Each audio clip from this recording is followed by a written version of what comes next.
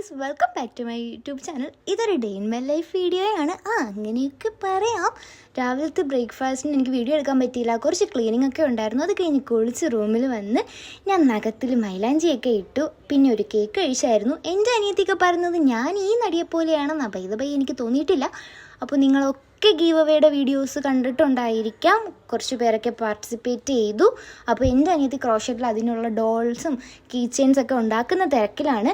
എനിക്ക് നിങ്ങളോടൊരു കുഞ്ഞ് അപ്ഡേറ്റ് പറയാനുണ്ട്. കമൻറ്റ്സ് ഇടുമ്പോഴത്തേക്ക് ഒന്നോ രണ്ടോ ഇട്ടാൽ മതി കേട്ടോ. കാരണം അതിങ്ങനെ സെലക്ട് ചെയ്യുന്ന സമയത്ത് ഇച്ചിരി ബുദ്ധിമുട്ടായിരിക്കും. അതുകൊണ്ടാണ് ഞാൻ എൻ്റെ കുട്ടി സബ്സ്ക്രൈബേഴ്സിനോട് പറയുന്നത്.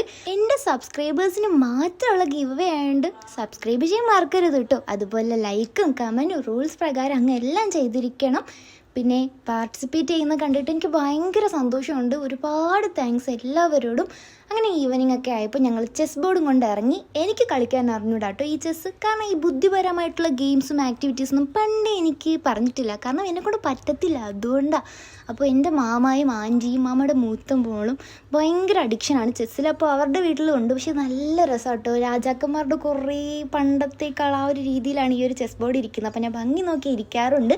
നൈറ്റ് ഇന്നത്തെ ഫുഡ് നല്ല പനീർ ബട്ടർ മസാലയും നാണുമാണ്. അവർ മന്തി കേട്ടോ കഴിച്ചത്.